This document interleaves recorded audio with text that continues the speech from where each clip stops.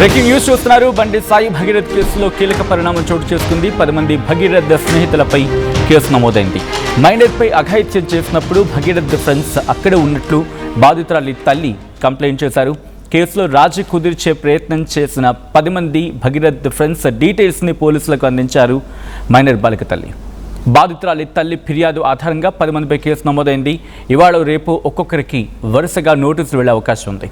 బండి భగీరథ్ ఫ్రెండ్స్ను విచారించబోతున్నారు పోలీసులు. పాక్సో కేసులో ఇప్పటికే 14 మంది ఇన్ఫ్లుయెన్సర్లపై కేసు నమోదైంది.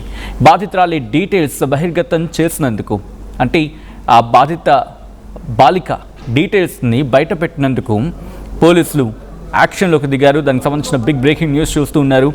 అనదర్ బిగ్ బ్రేకింగ్ న్యూస్, బండి సాయి భగీరథ్ కేసులో కీలక పరిణామం చోటు చేసుకుంది. బండి సాయి భగీరథ్ కేసులో కీలకమైన పరిణామం ఇది. 10 మంది భగీరథ్ స్నేహితులపై కేసు నమోదైంది. మైనర్పై అఘాయిత్యానికి పాల్పడినప్పుడు భగీరథ్ ఫ్రెండ్స్ అక్కడే ఉన్నట్లు మైనర్ బాలిక తల్లి కంప్లైంట్ చేశారు. సో ఆ విజువల్స్ మీరు చూస్తున్నారు. అందులో ఒకరి విజువల్ మీరు చూడొచ్చు. సో ఇప్పుడు ఒక్కొక్కరిగా ఆ డీటెయిల్స్ బయటపడుతున్నాయి. ఆ విజువల్స్ మీరు చూడొచ్చు. బండి సాయి భగీరథ్ ఫ్రెండ్స్లో ఒకరు, ఆ 10 మందిలో ఒక వ్యక్తి ఇదిగో ఇతగాడే. అటువంటి దుర్మార్గం జరుగుతూ ఉంటే వాళ్ళు అక్కడే ఉన్నారు. కనీసం ఆపే ప్రయత్నం చేయలేదు అనేది ఆ బాలిక తల్లి కంప్లైంట్ ఇచ్చిన సందర్భం.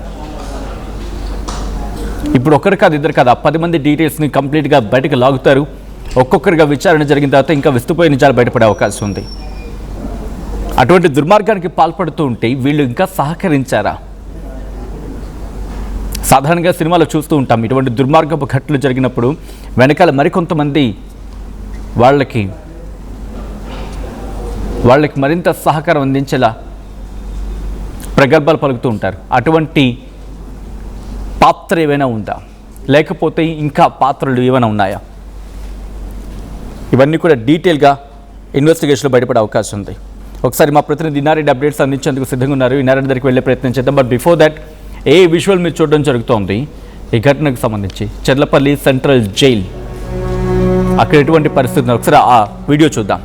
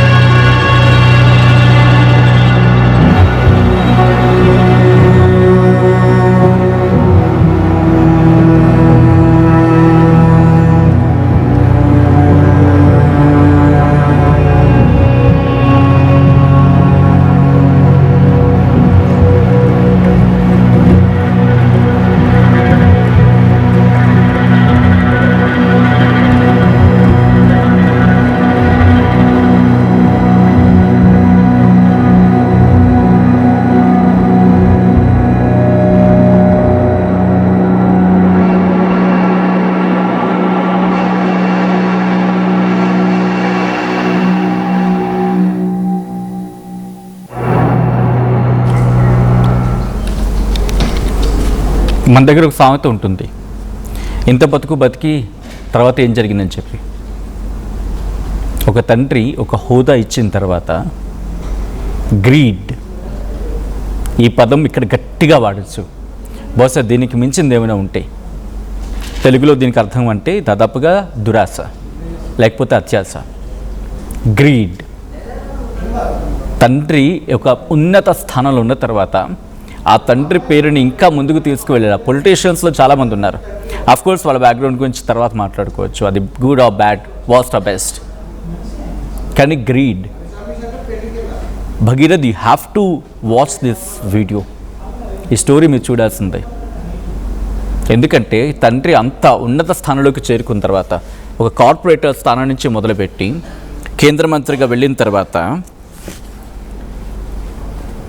ఏమైంది ఈరోజు? Because of your greed. And మీరు ఫ్రెండ్స్ ఆరా? అక్కడ ఉండి చెడగొడతారా? ఒక మనిషి ఎదుగుతూ ఉంటే, ఒక మనిషి వాళ్ళ తండ్రి ఎదుగుతూ ఉంటే, ఒకవేళ కొడుకు దారి తప్పుతూ ఉంటే దారిలో పెట్టాల్సిన మీరు ఫ్రెండ్స్ ఆరా? ఒక్కసారి మీ మొహం మీరు అద్దంలో చూసుకోండి. మీది బతుకు. ఈరోజు అతగాడు జైల్లో ఉన్నాడు, రేపు మీ బతుకు ఏమవుతుంది? మీ పేరెంట్స్ ఏమవ్వాలి? What does it mean be friends? What does it mean? ఈరోజు 22 పోనీ 20 నుంచి 25 ఏళ్ళు అనుకుందా, ఈ పిల్లగాడు చేసిన పనికి తండ్రికి ఏమైంది? ఇప్పుడు ఈరోజు కేంద్ర మంత్రి పొజిషన్లో ఉన్న వ్యక్తి ఈరోజు ఆ పదవి ఉంటుందా అనే బిగ్గెస్ట్ క్వశ్చన్ మార్క్లోకి తీసుకొచ్చి పడేసింది ఎవరు? Because of you and your friends.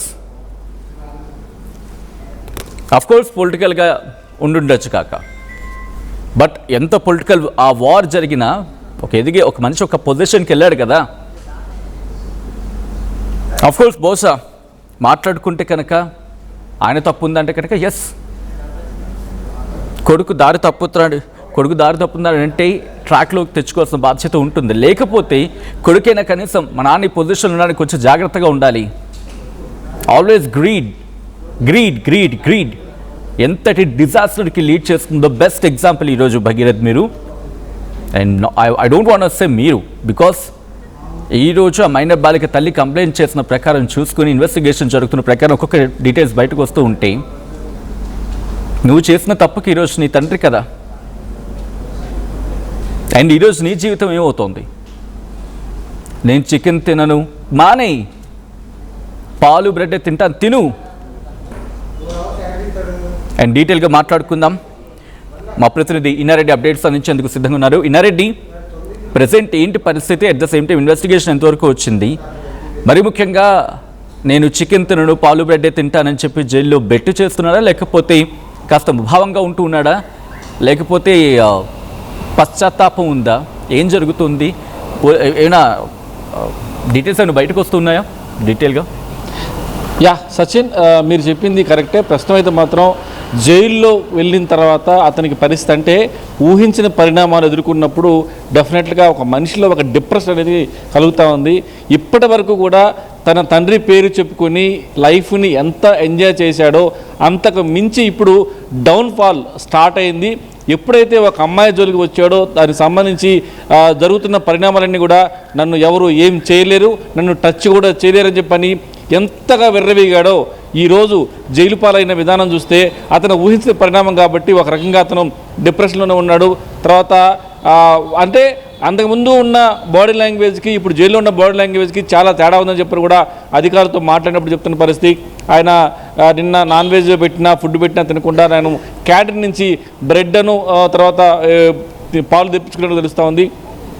మీరు ఒక మాట అన్నారు సచిన్, ఎవరైనా సరే ఒక వ్యక్తి యొక్క వ్యక్తిత్వం బయటపడాలంటే వాళ్ళ స్నేహితులు చూస్తే అర్థమవుతా ఉందని చెప్పని కూడా చాలా స్పష్టంగా చెప్పుకోవచ్చు. అంటే వాళ్ళు ఈరోజు బండి భగీరథ ఈరోజు ఈ స్టేజ్లో ఉన్నారంటే ప్రధానమైన కారణం స్నేహితులే. ఒకవేళ తన స్నేహితుడు తప్పుదో పోతున్నా, తప్పు రూట్లో పోతున్నా సరిచేయాల్సిన స్నేహితులు ఇంకా ఎంకరేజ్ చేయబట్టే ఈరోజు ఈ స్థితికి వచ్చింది. సచిన్, మనకు విషయం గమనించుకోవాలి. ఈ ఘటన జరిగిన దానికి ముందు జరిగిన పరిణామాలను ఒకసారి పరిశీలిస్తే ఈ అమ్మాయి మీద ఈ అమ్మాయిని పడేస్తా అని చెప్పేసి ఛాలెంజ్ చేసి మరి ఆ అమ్మాయిని పడవేసి తర్వాత ఆ అమ్మాయికి మాయ మాటలు చెప్పి ఇవన్నీ చేయడానికి ప్రధానమైన కారణం స్నేహితులకే. ఈ 10 మంది కూడా అతను మంచివాడవచ్చు చెడ్డవాడవచ్చు, చెడుదారిలో పోతుంటే సరిచేయాల్సింది కూడా ఫ్రెండ్సే. అలాగనే మంచి దారిలో మంచి వీళ్ళు వెళ్తున్నా కూడా ఇలాంటి ఫ్రెండ్స్ వల్ల కూడా నాశనమే అవకాశం ఉంది. అంత పెద్ద పొజిషన్లో ఉన్న తండ్రిని అధోపాతానికి దిగదార్చిన కొడుకు ఎవరు అంటే బండి భగీరథ అని చెప్పుకోవచ్చు. ఆయన కష్టపడి ఎన్నో ఒడిదుడుకులు ఓర్చుకొని ఈరోజు ఆ స్టేజ్కి వెళ్ళాడంటే అతన్ని ఒక్కసారిగా కింద పడేయటం అంటే ఒక కొడుకుగా మీరు చెప్పినట్టుగా ఒక కొడుకుగా ఎంత దారుణమైన గిఫ్ట్ ఇచ్చాడనేది మనం చెప్పుకోవచ్చు. ఇప్పుడు దాకా అడిగిందల్లా ఇచ్చిన తండ్రిని ఈరోజు సమాజంలో ఒక బ్యాడ్ నేమ్ క్రియేట్ చేశాడు. ఇలాగే సారీ ఫర్ ది ఇంటరప్షన్. మరి ముఖ్యంగా వాళ్ళ ఫ్రెండ్స్ గురించి ఇప్పుడు ఎందుకంటే మీరు అఫ్కోర్స్ మనం మాట్లాడుకున్నాం ఇందాక కూడా, ఒక ఫ్రెండ్ మరి అక్కడుండి అంటే ఈ అఘాయిత్యం పాల్పడుతున్నప్పుడు 10 మంది ఫ్రెండ్స్ లేకపోతే కొంతమంది ఫ్రెండ్స్ అక్కడ ఉన్నారని చెప్పి కంప్లైంట్లు ఇచ్చారు. ఈ మైనర్ బాధిత బాలిక తల్లి అనేది వినిపిస్తున్నమాట. ఒకసారి దాని గురించి డీటెయిల్స్ ఏమున్నాయి ఒకసారి దాని గురించి చెప్తారా అండి?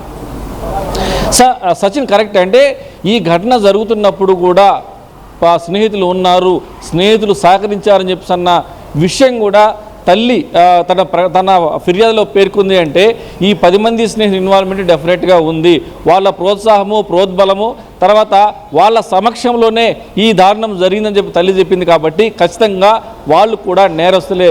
ఈ 10 మంది లిస్టు తయారు చేసి ఒక్కొక్కరిని పిలిపించి విచారణ చేస్తే మాత్రం చాలా విషయాలు బయటకు వస్తాయి. సచిన్, మనం గతం నుంచి కూడా మనం మాట్లాడుకుంటా ఉన్నాం. ఈ రోజు ఎప్పుడైతే అమ్మాయి కేసు పెట్టిందో, కేసు పెట్టిన దగ్గర నుంచి కూడా ఆమెకు సంబంధించిన సెన్సిటివ్ వీడియోలు, అంటే యాక్చువల్గా పోక్సో కేసులో పేరు కానీ ఫోటోలు కానీ రివీల్ చేయకూడదు.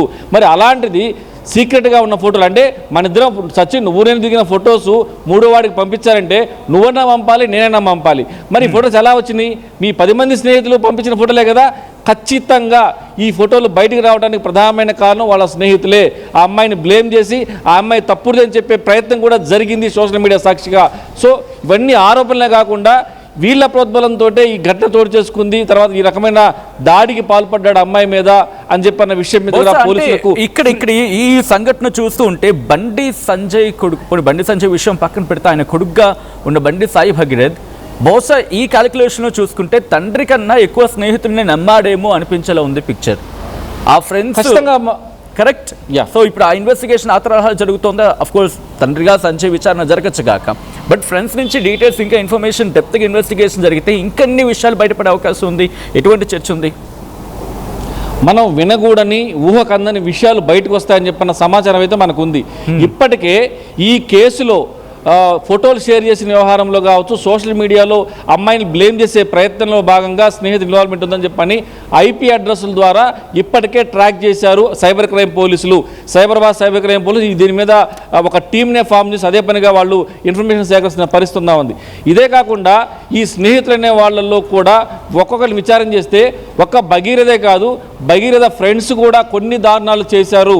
అది ఎవరు ఏంటి అంటే ఒకటే గుర్తుపెట్టుకోవాలి సచిన్, మనం ఏదైనా విషయం బయటికి రానంతగా రాజు, బయటకు వచ్చిన తర్వాత ఖచ్చితంగా నేరస్తుగా నిరూపించబడతారు. కాబట్టి ఈ 10 మంది స్నేహితులు చేసిన దారుణాలు కూడా చాలా ఉన్నాయి అన్న విషయాన్ని కూడా పోలీస్ డిపార్ట్మెంట్ గుర్తించింది.